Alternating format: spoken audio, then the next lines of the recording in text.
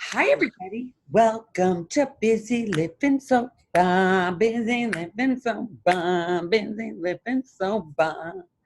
It is episode, I think we're at 182.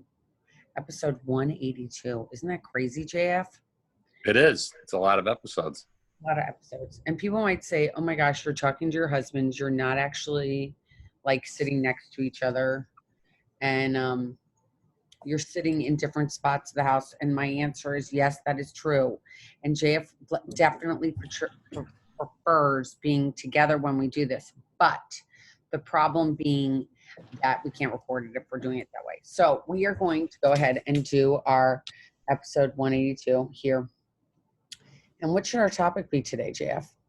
I don't know. I had to move. You had to move? Yep, it was echoey. It was.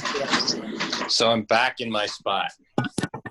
So I want to talk about COVID, recovery, and most importantly, like realizing, like for me, I just have to talk about this because I don't know if I've talked about it at all, but we're all running all the time. At least I always was pre-coronavirus, pre-COVID-19. I was running all the time. And I don't mean physically running because anybody who knows me knows that I'm not a runner. But I would emotionally run, right? So I'm sober, but I'm running around, and I'm running around. And then we get this COVID-19 and we have to be in our homes and we have to isolate and we have to social distance, all these crazy things that aren't in my MO. But that has forced me to get quiet. And how is that being quiet to you? How is it for me to be quiet? Yeah, because I think that for everyone, we came from such, and I don't want to be like we've come from a different land, but we came from such, excuse me, the next door neighbor's dog is barking and it's obnoxious. So I'm actually going to go inside and talk to you still, but I'm going to go inside so we don't have this background music, background barking. It's not really music. But so when we are, so this COVID, the running and the going from meeting to meeting to meeting. So let's say you went to a 12-step meeting or you talked to your friends, you'd hang out, you were always on the run, right? So it didn't have time. There was no time to really ponder or to think about how you're really feeling. At least there wasn't for me because we were always running. So I think that when I'm going to say one instead of you, but when one decides, you know what, I have to stop running and I have to sit here with these feelings. The feelings aren't always comfortable, are they? No, not at all. No. They make you question everything, at least for me. Are they making you question things? No, I'm just, my day hasn't changed nearly as much as yours has because 5 days a week I work 8 to 10 hours a day, which I did pre-COVID, and now I do during COVID from the same place at the same workstation. So, that part of my day hasn't really changed. What's changed is there's not much to do. I mean, there's not as much to do on the weekends. There's not as much to do after work because, you and I used to go out to dinner a lot and we don't do that anymore, amongst other things. So it's gotten quieter from that aspect. And travel plans, there's no vacations, there's no travel, it's really difficult to find even like a new movie to watch, right? Because it's just not easy. Every now and then one pops up. And we're down to, we've watched every TV show that we'd ever want to watch, probably like the rest of America. And we're like, I can't believe they're not making new seasons to the shows that we like. But, they're not right now. So, so we have some time on our hands and we have to find, at least anyway, I have to find other things to do with my time. And I kind of fell into a rut, which I'm trying to climb back out of that rut right now of just like working and then doing nothing. And and I can do good, healthy things that make me feel good that don't involve having to get in the car or leave the property. Um, and it's just me that hasn't been doing those, so I'm trying to get back to that a little bit. So I haven't been, uh, at least me personally, I have not been sitting around for hours stewing in my juices, you know, being reflective or introspective or whatever you want to call it, because I just, I say I have a large, the biggest chunk of my day hasn't changed. I actually usually work longer than I spend more hours working than I do sleeping on those work days. So that is the biggest chunk of my day, and it hasn't really changed. If anything, well, lucky for me, up until very recently, it's the busiest it's been in years, my work. So, But I think that we need to like backtrack, and because busy living sober is about getting busy living sober. And we have right. to admit things that might not be that comfortable sometimes on the show. So when you talk about, yes, you work from, you work from 8 a.m. until 4 p.m. and 4 p.m. to 10 p.m. is 6 hours. That's still a large chunk of time. Right. And that time used to be filled with going and meeting friends and doing different things and getting in your car and going to meet other people over here or meeting somebody even for a cup of coffee or whatever. And that is not happening, right? Right. Exactly. You're not. And so when we can't go and do those things, we tend to get a little, and I think you said you've been going through a rough patch, and I think said I fell into a rut. you've been in a rut, Right. spiritually, emotionally, Just physically and always, you and know, all. I get done work and then I just sit on my butt And that and I doesn't watch make you TV. happy. What's that? That doesn't make you happy. No, I just watch TV. I'm just killing time basically. Yeah. So there's better things that I could be doing. For sure, for sure. And Maybe one of those could be to be introspective. I don't know. well, for me, But I haven't really been doing that either. no. Mm-mm. And I think that when we get stuck in these ruts, and I think that we get stuck in these ruts, and like for instance, I know the last time I think I was stuck in a rut that like I've been in, and it's so interesting. The one thing that makes me always feel better about this, I can tell you a couple things that I'm using for tools for me. One is knowing that I'm not the only one going through this makes me feel better. Do you know what I mean? Mm-hmm. Like knowing that I'm not the only one that's in a rut or isn't feeling up to par. I mean, we all know that anybody who listens to Busy Living Sober knows that I'm like a very high energy, I love people, I love moving, I love doing stuff. And that has all come to a screeching halt. Right now And you're not sober. what, excuse me? It's like being not busy living sober. Oh, exactly. It's been not like busy living sober. And I've been Mhm. going to Zoom meetings, and at times they get a little mundane and I don't get that excited about them. But then I came to a place, I guess it was like a week and a half ago, where I was just like, oh my God, I want to, I need help. I need help. I need help. I need help. And I reached out for help, and I got some help last week, and I got some direction from someone that's actually like trained to help people that when like a therapist. That's what I did. I called a therapist and did some work, and she gave me some tools to work through them. And I'm trying a new 12-step group that I haven't tried before. I'm 5 days into this new thing, and I've gone to 4 of one type of meeting, and I'm actually really, really, really enjoying it. I'm really enjoying it. It's given me, I don't know, a new set of glasses, for lack of a better words. And I'm dealing with life like, it's very interesting because as everybody knows, we're in Florida. It's not cool in Florida in the summer. It's the exact opposite. And I'm an outdoors person, but I'm trying to take like, I used to force myself to go outside because I got to go outside because it's nice out. I've got to go outside. So I'll feel better from outside. But now it's like you go outside and you're like, oh my God, I can't even breathe. So you come back inside. So it's kind of like being in winter up north. Like if you are in the dead of winter, you're not outside that much because you're like, it's too freaking cold. Well, it's just too freaking hot here. So I am okay with saying, all right, I'm going to stay inside, but I'm trying to find things to do. What do you do during those, or what are the things that you want to get back to that you used to do that helped keep you busy living sober?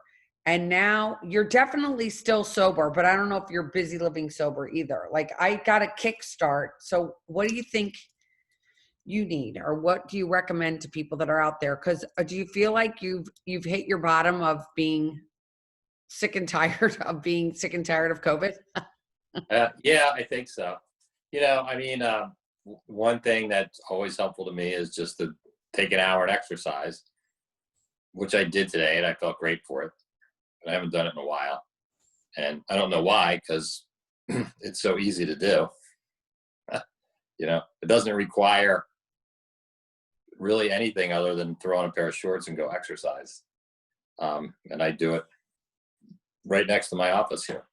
So I did that, and I think that I need to find, I need to get back to tinkering because I've always been a tinkerer, and I enjoy that, and it keeps me busy, and it keeps, it's it's always a good thing for me because the thing I like about that is, you know, when I when I'm finished with a task, I can look at it and say like it's done, like that's done and that's nice. And that's a hobby of mine. So for other people have other hobbies, but I'm sure that there's lots of hobbies that people can do, that don't require actually leaving the property. That's kind of the beauty of a hobby. And it is something that you generally do, by yourself. And it's nice for me. It's when I'm working with my hands, I really clear my mind, and that's a good thing. Like I don't, when I'm working with my hands, the mind is not talking to me the whole time. It's just, I don't know where it goes, but it's not there. And do you feel like because you're working with your hands and you're in your hands and you're not in your mind, do you feel better then at that time? So you're not worrying about things? Because do you find that during this COVID, you've been worrying about things more? Or like when No, you're sitting there and you've been getting, like, in the rut, I have to just say rut. I don't want to say depression. I don't worry about things much at all. And I haven't worried about COVID much at all. I haven't worried about things during COVID much at all. It's just that I'm cooped up. It's like cabin fever. And I get up, it's been months and months and months of, the same four walls and, the same two dogs and the same lovely wife and, the same neighbors and the same trash. And that's it. Like, and that's quite the opposite of how we used to live, when we traveled fairly frequently and saw a lot of different people and interacted with a lot of different folks. And I mean, just, we used to go for, you and I used to go for very long walks through our old hometown in Pennsylvania. And, we'd see people we knew, we'd say hi, we'd stop and chat, we walked our dogs, it was out, we'd go wander through college campuses or whatever. It was very nice. And, and we're not doing that now because, it's not a worry for me, but, it's a precautionary thing is that where we are, there's a lot of people with COVID and, there's a lot of people that don't seem to, well, bottom line is they don't wear masks when they're out in public. And I'm conscious of that. And I don't want to get too close to those people, which means that, like, especially on weekends, I can't go out a lot because there's people everywhere not wearing masks, and I don't want to be a part of that. So I stay here. And why don't you want to go north where you might like, why don't you just get in your car and go someplace else? Because you can't really go anywhere. It's the same thing everywhere. Yeah. It's the same thing everywhere. And it's like, I think that if you were, and I wonder if you were someone because that had decided during this COVID that, you know what, my relationship with alcohol is not very good. Me, alcohol, not so good. I think I'm going to get sober right now during COVID-19. It's hard. Wouldn't you think it would be hard? I guess it's not something I would do. Well, There's what no. I mean, for one thing, if I can't go anywhere, I probably couldn't get arrested for anything. So that'd be perfect. Yeah, but that sounds like a terrible, terrible, terrible demise is to go and say, I died during COVID because I was drinking too much. And I have heard of 2 people that have died because of alcohol during COVID. I believe it. You know, It's hard. And I think that the one thing that also helps me, which I think that if you've decided that you want to quit drinking, is like taking it one day at a time. Like, I think one day at a time is the only thing that really works. I think that really taking it more than that and being in the uncertainty is is very, very, very hard. I think that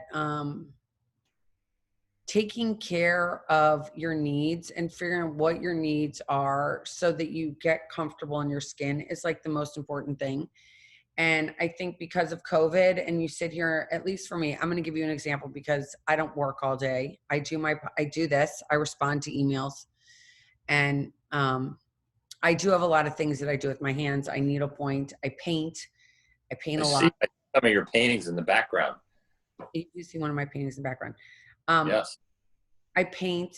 I don't judge my painting. I just do it. I just love it. I love the outlet of it. I just want to, and it's crazy because I don't have time and I don't even know what I'm doing. It's like, what am I doing? I spend 2 hours a day. I doing 12 step. I do that because I do need to be around people. And I know it's not the same because I can't physically touch or feel them, but I feel the sense of them because I've been doing Zoom for so long that it feels like I'm right next to you, even though I'm not right next to you. It's okay. Mm-hmm.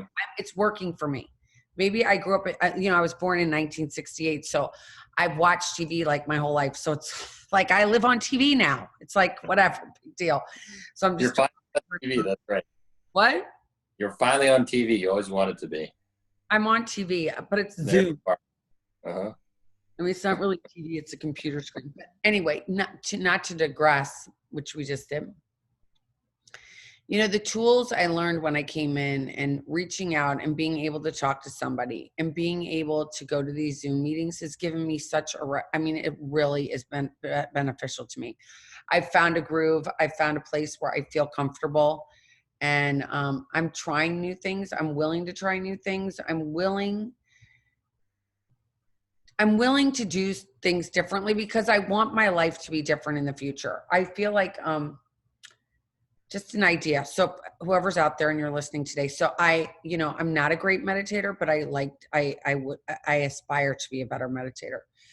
And someone said, why don't you build a meditation altar? And I was like, what is that? And like, find a place in your house that's just for you and you're going to set up your meditation and you can go there.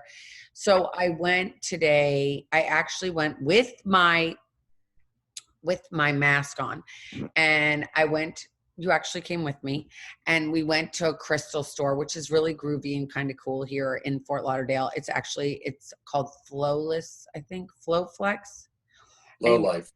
Low Life. It's very cool. It's in Victoria Park and it's a crystal store if you want to Google it. But she's got great stuff. And I was talking to the owner and she's got wonderful energy, just really great. Just feels wonderful when you're in Mm-hmm. the store.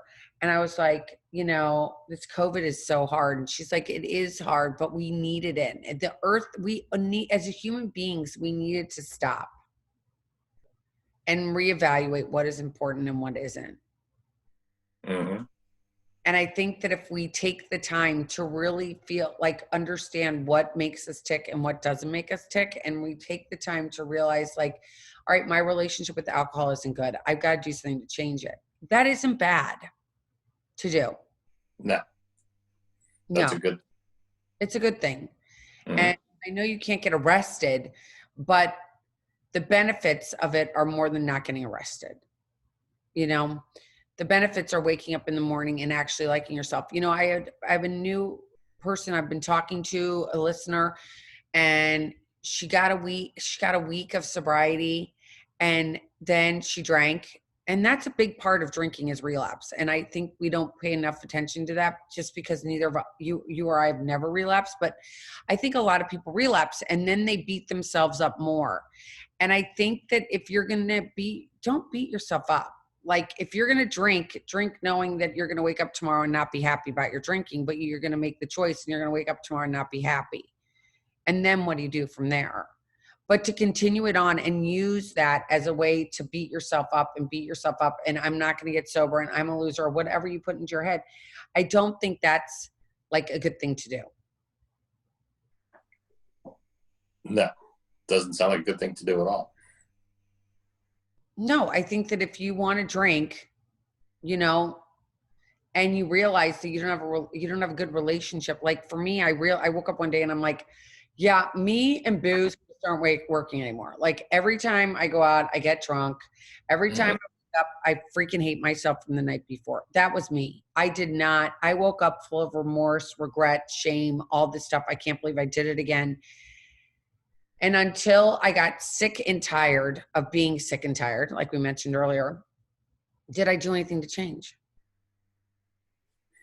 Well, and what you were mentioning before is just how difficult it would be to get sober during this time of COVID, and that's what I was really responding to, was that it would be. It seems to me it'd be so hard. I mean, um, they say when you hit your bottom, you hit your bottom, and so I guess if you really hit your bottom during this, you're going to figure it out. But I just know, like, when it was my time, I just, I stepped into a 12-step meeting, and next thing you know, I had people picking me up and taking me places and telling me I'm going to do this and telling me you're going to be here and we're going to meet these guys, and we're going to do this, and we're going to do that. And you know, they were very hands-on, and really did me a huge service, to keep me like busy being sober. Ironically, they kept me very busy, and they kept me surrounded by really good people. And I just think to myself, gosh, this is it's a different time now, because that's not happening. So I'd have to, like, find somebody that somehow knew somebody that was in touch with the program that could say, oh, well, they're having these online meetings now. This is how you can connect with some people. While you're sitting, a lot of people that have drinking problems live by themselves. So you're sitting in a house by yourself.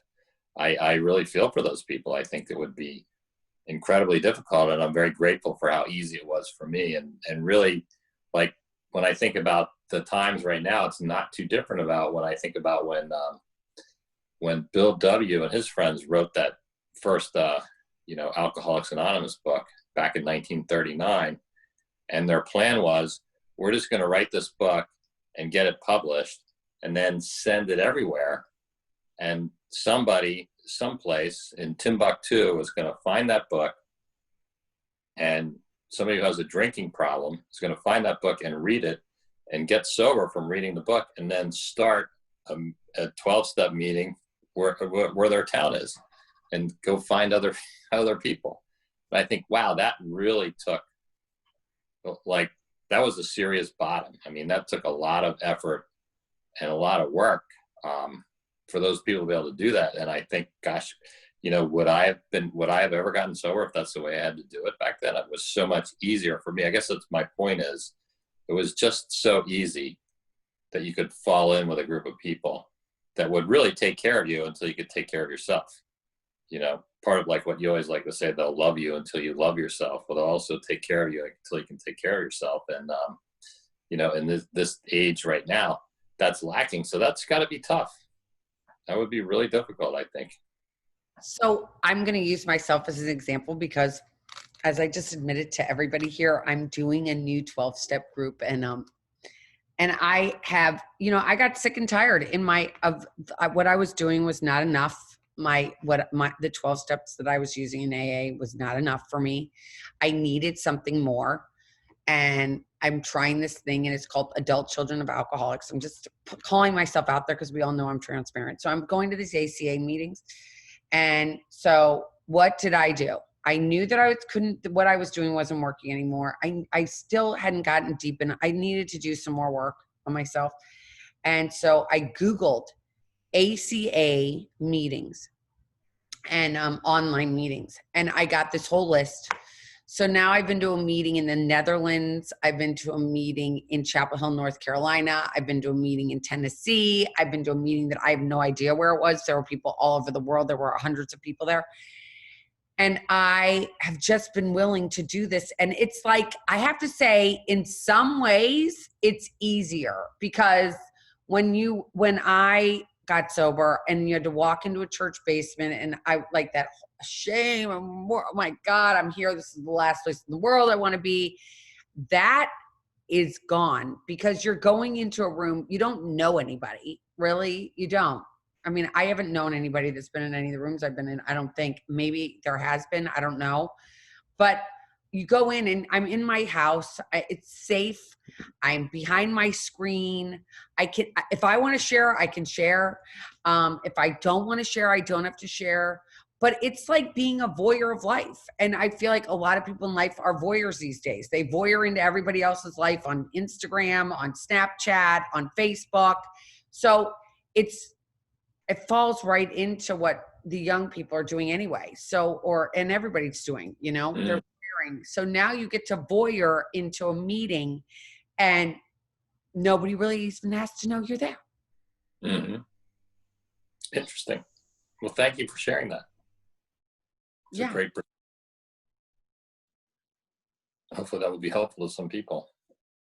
Yeah, it's like, I think that in some ways it would be a lot easier. It's like, oh my gosh, this feels so much easier. I just have to go in. Nobody knows I'm here. Just go in, sign in.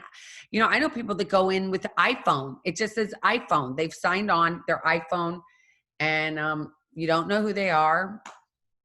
You don't know what's going on with nothing.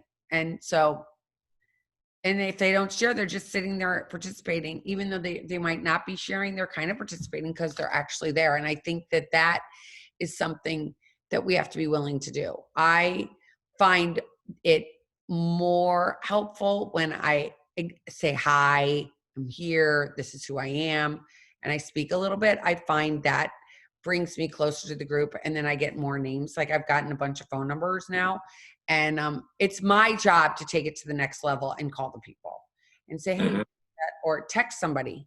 I know text is kind of hiding, but I can do all those things. Mm-hmm. Interesting.